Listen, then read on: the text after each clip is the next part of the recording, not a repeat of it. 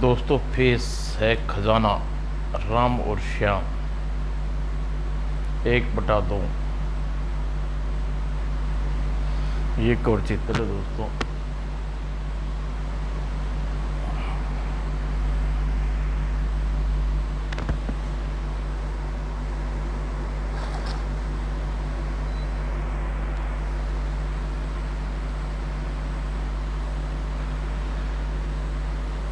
यह जल महल खजाने का नक्शा। जब तीनों मिलोगे तो कागज मिलते ही नक्शा पूरा होगा। दक्षिण महासागर में कन्याकुमारी के दक्षिण पश्चिम सागर की ओर 70-30 पूर्व, 0-80 उत्तर, काला द्वीप दक्षिण तट, काले पत्थरों की पहाड़ी 5 किलोमीटर में। अब हम इस खजाने की खोज करें कैप्टन अंकल। समुद्री यात्रा मुझे बहुत अनुभव है। हिंद महासागर यह जगह जहाँ काला द्वीप होना चाहिए, लेकिन हम इस जगह पहुँचेंगे कैसे? पानी का जहाज उस ओर प्रबंध कर सकता हूँ। क्यों न हम इस बारे में सरकारी विभाग को सूचना दें। यह खजाना ब्रिटिश गवर्नमेंट का था, इसलिए हमारी सरकार इसमें कोई दिलचस्पी नहीं रखती है, न लेगी। क्या हम इतना बड़ा खजाना उठा सकते हैं? अगर हमारा सामना काले द्वीप के जंगली से हुआ तो? चमर चमर चपर चपर चप बांधती। जंगल महल में के कप्तान बहादुर पिता थे।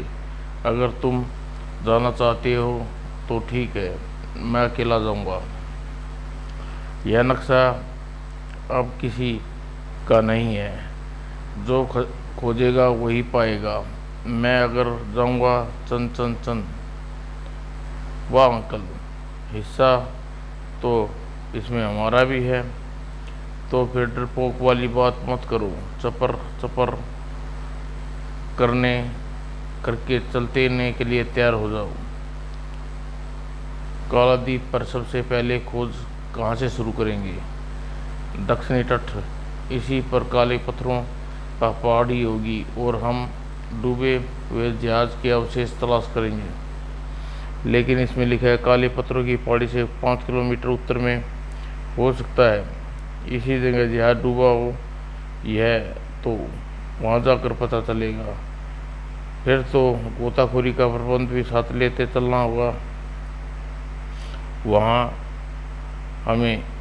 हमें वहाँ बहुत विज्ञान यंत्रों की जरूरत पड़ेगी। वे खजाना तलाशने में हमारी मदद करेंगे। उसके लिए हमें प्रोफेसर अंकल सी गतिशील की सेवा प्राप्त कर सकते हैं। वह खूब याद दिलाया गणितलाल को। उनकी पनडुब्बी हमें दिखानी भी है चाहते थे।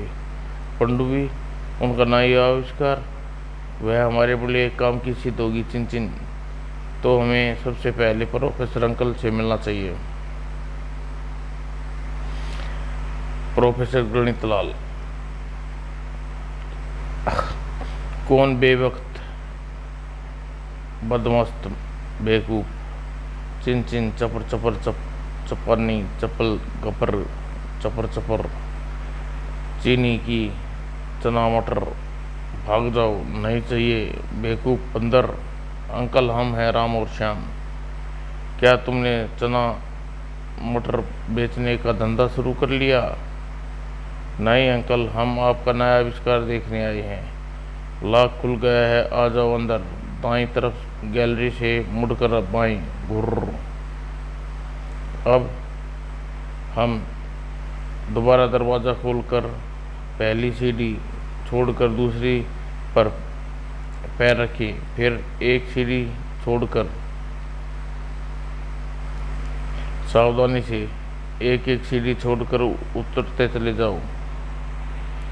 किसी कबाड़ी कबाड़ी का यह तिलस्म महल, देखूं बीच वाली सीढ़ी पर पैर रखने से क्या होता है। और कैप्टन यमन चोपड़ा ने बीच वाली सीढ़ी पर पैर रख दिया। सीढ़ी एक साथ धमाके से हवा में उछाल दिया और तड़ाक। अरे कैप्टन अंकल को देखो, उस कुर्सी पर बंधे हैं, मैं उन्हें खोल देता हूँ। खबरदार, हाल में कालीन के बाहर कदम न रखना, कालीन के रास्ते पर चलते रहो। अंकल, कैप्टन अंकल चमन हमारे साथ है। बेवक्त बदमस्त मुझे कबाड़ी कहते हैं और जानबूझ कर उस सीढ़ी पर कदम रखना जिस पर मैंने मना किया था। अगर तुम्हें उल्टा सीधा पैर न रखता तो उससे बुरा हाल होगा। सीधे सामने वाले दरवाजे की ओर पर आकर रुक जाओ। चलो भाई श्याम, यहाँ अपना बस नहीं चलेगा। नहीं राम, प्रोफेसर अंकल बहुत दयालु है, कैप्टन अंकल को क्षमा कर देंगे। दरवाज़ा खुला है, अंदर आ जाओ। वेलकम बॉयस, मैं अपना उद्देश्य कहो। हमें पनडुब्बी चाहिए अंकल, कुछ दिनों के लिए। सुना है वह टूरिस्ट है और ऑटोमेटिक भी है। बरखुरदार पनडुब्बी का निर्माण मैंने तुम जैसे वीरों के लिए किया है। अरे यह तो बिल्कुल शार्क मछली जैसी है। क्या मैं इसमें बैठ कर देख सकता हूँ अंकल? अवश्य, किंतु पहले रूम चलो, पहले इसे समझ लो कि यह चलाया किस प्रकार जाता है और जिसे जोड़ने खोलने का कोई तरीका जरूरत पड़ने पर इसे 2 सूटकेस भी रख सकते हो। देखो, यह सूटकेस में पैक हो गई। वेरी गुड गुर्र। लेकिन तुम लोग ने बताया नहीं कि तुम लोग इसकी की जरूरत क्यों पड़ी है। हम आपसे कुछ भी नहीं छुपाएंगे, जल महल के खजाने की तलाश में जा रहे हैं। ओह, तब तो मैं भी तुम्हारे साथ चलूँगा। लेकिन अंकल, यह जगह बहुत खतरनाक है। इस बुढ़ापे में आप राम भाई की बात मानने से पहले हमें लाभ होगा। खबरदार, जो मुझे बूढ़ा कहा तो मैं बूढ़ा न हूँ, इसलिए तो मैंने आजकल शादी नहीं की। ठीक है अंकल, आप भी चलेंगे। अब हमें आज्ञा दे, अपने चलने की सूचना दे देंगे। बेशक, ले जाओ, मगर मुझे बेवकूफ़ मत समझ लेना। और यह सूटकेस भी हम ले जा रहे हैं। झील में आपका टैलेंट देखेंगे, ट्रायल देखेंगे। और अब तुम अपने उस बूढ़े कैप्टन को भी साथ ले जा सकते हो। श्याम सूटकेस संभाला और अपने घर पहुंचा। श्याम, प्रोफेसर के लिए कैप्टन तैयार हो जाएंगे। मैं कब कह रहा हूँ कि और ले भी कौन जा रहा है। प्रोफेसर को खबर ही नहीं होगी हम कब के जा रहे हैं। लेकिन श्याम को पता नहीं था कि मोजी और खोजी के घर पहुंच छुपे बैठे हैं। इसलिए बच्चों, राम, हमें इसकी खबर है। आए कैसे बच्चे? राम, हमारी कोशिश से तुम लोग का तीसरा कागज मिल गया। अरे आप लोग यहाँ कब आए? जब तुम दोनों गणितलाल के पास गए थे और यहाँ उब रहे हैं। सारी तलाशी ली, मगर खोज पाया नक्शे को और मोजी ने। अच्छा, तो आप लोग हमारी जासूसी कर रहे हैं। लेकिन आप लोगों को यह किसने बताया कि हमारे पास खजाने का नक्शा है? आखिर हम पुलिस स्पेशल फोर्स के सिगरेट है जो ठहरे। सौदागर पकड़ा गया और उसे बताया कि वह पर्स में जल महल के खजाने के नक्शे का तीसरा कागज था। और हमारे अलावा कौन बता सकता है कि पर्स एक जेब कतरे ने उड़ा लिया और फिर उसका पर्स तुम लोग ने हाथ बजा लिया। मौज एंड खोजी पहुंच गई। इसलिए हम बड़े समझदार, हमने ढोल नहीं पीटा। इसलिए अर्ज है ये कि हम भी खजाने के हिस्सेदार हैं। ठीक है, आप लोग भी हमारे साथ चलेंगे। धन्यवाद, गॉड ब्लेस यू। और दूसरे दिन राम और श्याम झील में पनडुब्बी ट्रायल की और पनडुब्बी काम ठीक से चल रही थी, लेकिन फिर भी यात्रा की तैयारी संपूर्ण हो गई। यह है जहाज जो जल महल के कप्तान अजय और Ram and Shyam tour and company, और हम हैं मनमोजी राम एंड खोजी राम सीक्रेट। आप लोगों से मिलकर बहुत खुशी हुई। जल महल जल कमल जहाज में आपका स्वागत है। बस क्या सारा सामान रख लिया गया है कैप्टन अंकल? यस, ज़रूरत की सभी चीज़ें। और यू नो यह जहाज जिसका है एक ज़माने में कैप्टन हुआ करता था, उसने जिसने भी आदमी हैं, सब के सब बहादुर और बड़े कदर करते हैं कैप्टन। कोई साहब आप लोगों से मिलने आए हैं। उन्हें अपना नाम प्रोफेसर गणितलाल बताया है। हो गया कबाड़ा, मारे गई, चबर चबर चल चनाती। अब मैं उसे देखता हूँ, तुम लोग ठहरो। मैं हूँ प्रोफेसर गणितलाल। याद है ना मेरी क्या गत बनाई थी? मैंने क्या गत बनाई थी अपने कबाड़ महल में? चिन चिन चू। बेवक्त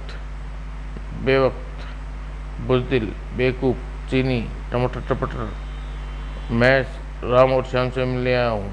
तुमने नहीं, बंदर बना दूंगा। चबर चनाती, चबर वर। क्या तुम्हारा कबाड़ खाना? नहीं, मेरा जल महल है। चलते बनो यहाँ से, वरना चिन चिन चिन। चुप बूढ़े, मुझे धोखा देकर समुद्र में नहीं जा सकते, पछताओगे। बेमस्त बदमस्त। प्रोफेसर को उठाकर समुद्र के किनारे पेड़ पर बांध आओ। चबर चबर मुझे बुढ़ा कहता है, हाथ आने वाला नहीं। मैं बेवक्त चीनी बंदर, बदमाश बुढ़ा। पकड़ो पकड़ो पकड़ो, पकड़ लो। बड़े बदमाश निकले यह लोग, भागो। देखता हूँ कौन प्रोफेसर को पुराना चावल, मुझे पुराना चावल हूँ बच्चू। सवेरे का घी खाया है मैंने। भाग गया या पानी में कूद गया? उधर देखो। नहीं, इधर भी नहीं है। सर हमारे हाथ न आया, भाग गया। भाग जाओ, अब दफा हो जाओ। हमने बहुत कोशिश की। फिर जहाज की यात्रा कन्याकुमारी से शुरू हुई हिंद महासागर की ओर। कैप्टन प्रोफेसर के साथ चलने में बुराई क्या थी? हमें यहाँ बड़ा अफसोस हो रहा है अंकल। शांति, आप लोग आपकी थी अंकल। ये बातें मुझे गुस्सा नहीं करना चाहिए। अफसोस मुझे प्रोफेसर की पनडुब्बी दी है। खैर, रम्पी का गुस्सा थूक दूंगा आज। चबर चबर। मगर क्या होगा अगर बेचारे प्रोफेसर कितने काम आते? गुर्र।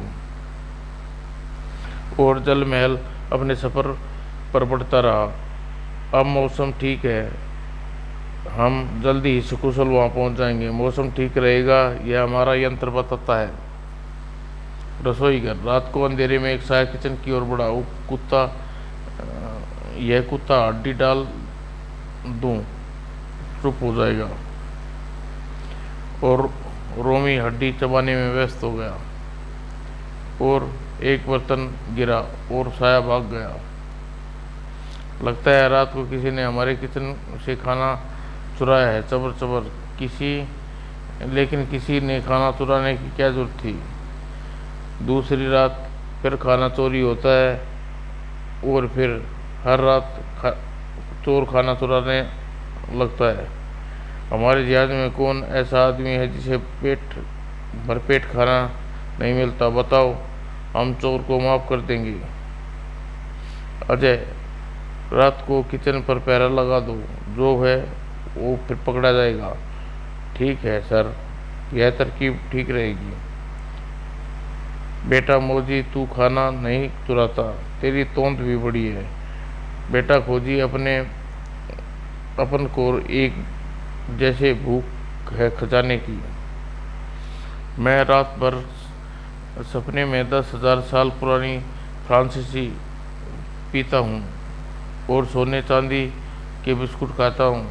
मेरा ख्याल है यह रोमी मोती का कारनामा है। चलो, आज रात उस पर निगरानी रखेंगे। चोर चोर चोर न जाने पाए, पकड़ो पकड़ो। देखो मौजी, बहरा रोमी डेक की ओर जा रहा है। शायद यही चोर है। शायद आज इसे रंगे हाथों पकड़ लेंगे। चोर चोर भाग रहा है, देखो चोर। और जहाज के लोग जाग जाते हैं और चौकसी चोर की खोज की जाती है। वह डेक की तरफ गया है, मगर यहाँ तो कोई नहीं है। चलो नीचे देखते हैं। सारा जहाज छान मारा, चरपट चपर गुर्र। वह देखो, रोमी बोट की ओट में छुपा है। शायद वह बोट के अंदर जाकर छुप गया। सारी रात दावत उड़ाएगा। कट।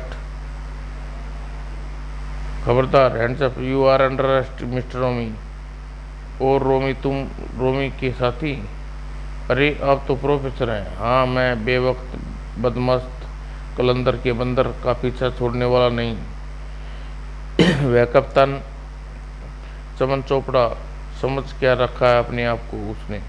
भाग जाओ तुम सब, वरना बंदर बना दूंगा। प्रोफेसर अंकल, क्या आपकी बातचीत में शामिल अंकल, क्या हम आपकी बातचीत में शामिल हो जाएं? तुम दोनों ने हम मेरे साथ धोखा किया है। बंदर बनाकर दुड़की बना बजाऊंगा यहाँ। हम सब आपसे माफ़ी चाहते हैं कैप्टन। अंकल को भी पश्चाताप है। आपको यहाँ ठंडी हवाएं लगती होंगी। हमारे साथ चलिए। मैं दिन भर का भूखा, रात को बचा हुआ थोड़ा सा खाना चुरा लेता हूँ। मुझे बबेला तूफान खड़ा कर दिया। मैं तुम लोगों की मदद के लिए साथ चल रहा था। नहीं चाहिए मुझे खजाना, मुझे। अब आप गुस्सा थूक दीजिए और कैप्टन अंकल गले मिलिए। वह देखो खड़े हैं आपसे मिलने। और चबर चमानी चबर चिन चिकनी चिन चिन, बेवक्त बदमाश मंदल बुजदिल बेवकूफ़ बाबा। आओ हमारे गले मिले चोर, तो हम ने पकड़ लिया आखिर। ये लोग काबिलियत का क्या जाने। और 20 दिन की यात्रा के बाद एक सुबह, वह देखो, वह कालदीप। आखिर हमें अपनी मंजिल तक पहुंच गए। और जब अधिक स्पष्ट, वह काली पहाड़ी वंडरफुल। अब दक्षिण तट की ओर बढ़ो अंकल। कालदीप के दक्षिण तट पर जहाज रुक गया। वह समुद्री रास्ता काले पत्थरों की पहाड़ी के बीच उत्तर की ओर है। जहाज में लंगर यहीं डाल दो, आगे मार्ग पर उसे बढ़ाया जाए। और उस रास्ते पर, जैसे कैप्टन अजय ने रास्ता, यही रास्ता है। Okay sir. जहाज उस रास्ते पर बढ़ता हुआ झील तक पहुंच गया। बड़े खतरनाक पहाड़ हैं श्याम। कहीं इन पहाड़ों में जंगली छुपे हमें देख नहीं रही हूँ। हम झील की तरफ जा रहे हैं, आगे रास्ता नहीं है। और जहाज लंगर डाल दिया गया। ये सब लोग डेक पर, एक पहाड़ी से दूसरी तरफ जंगल थे। 5 किलोमीटर उत्तर में झील पड़ती है। आप क्या कहना चाहते हैं प्रोफेसर साहब? जहाज को सफ़र के लिए इधर क्यों आएगा, भटक कर क्यों आएगा? अगर आया होगा तो लुटेरे होंगे भला, उसे खजाना कैसे हो सकता है? फिर भी झील में गोताखोरी की जाए तो फिर देखेंगे। इससे पहले झील में उतरा हूँ अब तैयार हो जाओ, कोई खतरा हो तो मुझे याद कर लेना। Good luck captain. कैप्टन चमन चोपड़ा पानी में जलमग्न के अवशेष ढूंढता है, एक स्थान पर दूसरे स्थान तक। ओ यह क्या है? मिल गए जल महल के अवशेष, बिल्कुल मॉडल जैसे पुराना। आखिर मेरा अनुमान सही निकला। लेकिन कैप्टन, शार्क से बेखबर धीरे धीरे लपक रही थी। ओह, वह पुरानी कॉन्फ्रेंस की बोतल। अगला यह जीत चिन। अरे बाप रे, शार्क मारे गए गुलफाम चबर चबर। ये बोतल को हथियार बनाता हूँ। और एक बोतल चबा गई शार्क, दूसरी मारनी चाहिए। लो, यह झूम गई और गिर पड़ी मेरे कदमों में, चढ़ गई शायद। चबर चबर चलूं, सफलता मिली है। कुछ मिल गया। चबर चबर चमन चमन, देखो ये रहा। यह तो बोतल है। वाह चबर, मजा आ गया। ठंडी भी है। कैप्टन अंकल, क्या वहाँ जहाज है? यह मेरे पिताजी का ब्रांड नहीं, देख लो। और उसके बाद श्याम पनडुब्बी नीचे उतारता है। पनडुब्बी उस भाग में पहुंचती है। जल महल के अवशेष वह दरवाजे पर है। हम एक जगह छानबीन, कुछ कंकाल भी पड़े हैं। अब लौटना चाहती हैं, बहुत देर हो गई। अरे वाह, अंधेरे में अंधेरा गार जैसे। वहाँ चल कर देखते हैं। पनडुब्बी अंधेरी गार में समा जाती है। रोशनी जलाओ और आगे कोई चट्टान है। अचानक वह चट्टान पनडुब्बी पर टूटती है। राम, वापस मोड़ो, यह हवेल जैसा कोई वस्तु है। रफ्तार बढ़ाओ, जल्दी जल्दी राम। क्या क्या चीज थी राम? ईश्वर जाने। काली चट्टान जैसी किसी गति में समझो। पनडुब्बी ने जान बचा ली। दोनों जब जहाज पर लौटे, जहाज खाली था। सब लोग कहाँ गए? कोई भारी गड़बड़ है। रात का अंधेरा सिर पर आ गया। रोमी, तुम बताओ, तुम्हें मालूम होगा सब लोग कहाँ गए? भौं गुरूर। रोमी हमें कहीं चलने के लिए इशारा कर रहा है। रोमी उस जंगल में रास्ते पर ले जाता है, जरा सावधानी से चलना। तुम भी अपनी रिवॉल्वर निकाल लो। जंगली बस्ती में उन्हें सारे लोग बंदे दिखाई दिए। मैं इनकी भाषा जानता हूँ, गूगूतान। प्रोफेसर, क्या आप इनकी भाषा जानते हैं? बस्ती में रात के अंधेरे में अलाव थे। हाय, यह क्या गामा मूंग हो रहा है? हमें तो पता ही चले। श्याम छिपते छिपते वहाँ पहुँचा। मैं बताता हूँ वह क्या। वह प्रलय शैतान को हमारी बलि चढ़ाएंगे। अरे बाप रे, मारे गए गुलफाम। क्यों चढ़ाएंगे हमारी बलि? हमें उनका क्या बिगाड़ा है? वह कहना है कि हर पूरे चांद की रात शैतान की बलि मांगता है, वरना तबाही मचा देता है। कुछ मस्का लगाओ। प्रोफेसर को भूख सरक रही है। चबर चबर चन्नाती, उनसे कहो कि पहले उन्हें सरदार मेरा मुकाबला करे। ये बस्ती के लोग जितने लोग रहते हैं, वे शैतान की बलि के लिए भेजा जाता है, ताकि दूसरे लोग सुरक्षित रहें। एक बात यह है दोस्तों कि इस द्वीप के बादशाह शैतान से आतंकित हैं और उन्हें अपने कैदियों को इस तरह तट पर छोड़ देता है। और जिस तरह हम बलि चढ़ाए कुछ महीने चैन से गुजार सकते हैं। बचने का एक ही रास्ता है, शैतान की मौत। इसलिए यहाँ की सरदार कहता है कि अगर शैतान को हमने कोई मार दे तो उससे बादशाह खुश हो जाएगा। इन लोगों का कहना है कि शैतान को दूर से आया कोई गोरा देवता मारेगा, ऐसी उसकी कल पुजारी ने घोषणा की थी। लेकिन यह शैतान कौन है? चबर चमानी। रात को पूरी रात पूरी रात वह बस्ती में आता है और लोग किसी एक आदमी को बाहर छोड़ देते हैं और चांद की पूरी रात तो आज है, इससे कहो कि बंदूक हमें दे दे, हम उस शैतान को बंदूक से देंगे और अगर वह शैतान बून न सके तो सब को ठूस ठाएं कर दे। जब वह जानते हैं बंदूक आग बुलती है तो उसके लिए खतरा है, वह उन पर हमला कर देंगे, तो फिर क्या इसी तरह मर जाएंगे? नहीं यार, अभी तो हमारे राम एंड श्याम आज़ाद हैं, डरते क्यों हो? मामला तो समझ लिया है राम, अब किया क्या जाए? शैतान का इंतज़ार, मेरे पास रिवॉल्वर है। और रात होने पर सब झोपड़ियों में कैद कर दिया गया, सिर्फ एक आदमी को बाहर बांध कर छोड़ दिया गया। और चांद उदय होते ही पूरी बस्ती में सन्नाटा छा गया, लोग अपने झोपड़े में घुस गए।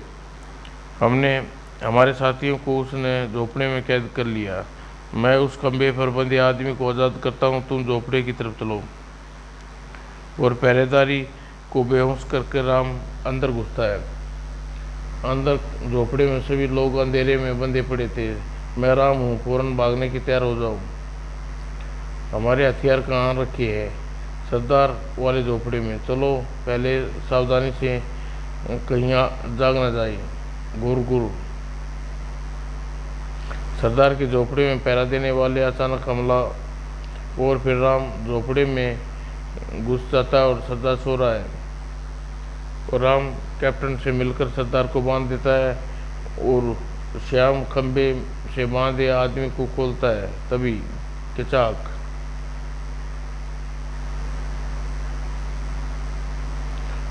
ओह वह क्या, पूरा दैत्य चला आ रहा है और श्याम दैत्य पर लकड़ियां फेंकता है। क्रोध के कारण दैत्य झोपड़ी को उखाड़ फेंकता है और श्याम झोपड़ी में घुसा होता है। शैतान आ गया, धाए, लेकिन गोलियां दैत्य पर कोई असर नहीं पड़ा और वह तबाही मचाता है, एक डंगरी को उठा लेता है। दैत्य आंधी तूफान की तरह आया और अपना शिकार एक आदमी को उठाकर चला गया। श्याम, इस जंगल शैतान को मार देना जरूरी है, वरना यह बस्ती के लोगों हमारे दुश्मन बन जाएंगे और उनका बादशाह भी। यहाँ से भाग चलो मेरे भाइयों, वरना कल वे हमारे हजारों की संख्या में हमें घेर लेंगे। खजाना लिए बगैर हरगिज नहीं लौटूंगा। चिन चिन। अब जब तक हम शैतान को मार कर बस्ती में मार्चा लेना चाहिए, लेकिन इस दैत्य को मारा किस तरह जाएगा? गोलियां इस पर असर नहीं करती। तो यह प्रोफेसर कुछ बताए, तरकीब बताएगा। तरकीब तो मैं बता दूं, लेकिन दैत्य ने मुझे तुम खोजोगे कहाँ? रोमी किस काम आएगा? यह उसकी गंध सूंघ कर उसे ठिकाने जाएगा। तुम्हारा और सुना है इस प्रकार दैत्य दिन में सोते हैं ड्रेकुला की तरह। स्पीड बार्ड, सीने में ठूस दूंगा साले के। नहीं, यह इस तरह की बला नहीं है। मेरी एक तरकीब से मर जाएगा। एक ऐसी गोली दूंगा जिससे पोटासियम साइनाइड भरा होगा। और राम श्याम दैत्य की तलाश में रोमी को झील के तट की ओर जाते हैं। श्याम, वह शैतान कोई भूत वगैरह तो नहीं, समुद्री जीव? और राम और श्याम के चेहरे पर चमक उठते हैं। दोनों पनडुब्बी द्वारा झील में उतर जाते हैं, बशर्ते प्रोफेसर की बनाई जैली गोली असर करे। गार आ गया, पनडुब्बी की सतह पर ले जा रहा हूँ और बहुत वह देख, वह काली चट्टान ने हमें हमला कर दिया और ढक्कन खोल तो बाहर निशाना लगा दूंगा। वह दोनों एक आदमी की अधखाई लाश। ओह, पहले देखना, वह वही है। वो चिंगार वही है, उसने हमें देख लिया, वह जाग गया। देर मत करो राम, प्रोफेसर की गोली का नंबर है। चिंगार ढक्कन बंद करो जल्दी और गोता लगाओ। पानी के तूफान आ गया, दहाड़े की आवाज़ आने लगी, पनडुब्बी उछल गई। लो मैं सीधा किए देता हूँ, ज़रा यह तूफान रोको। और अब सब शांत था। पनडुब्बी को ऊपर उठाओ, वह मारा गया, देखो शैतान मर गया, हुर्रे। और लोहे के शैतान को लोहे की जंजीरों में बांधकर श्याम ऊपर ले उठाता है और पानी के भीतर खींचता है जल पिशाच को। और सब मिलकर शैतान को तट पर खींच लिया। यह मछली और आदमी के बीच का जीव है, इसे अपने प्रयोगशाला में रखूँगा, ये मेरे लिए खजाना है।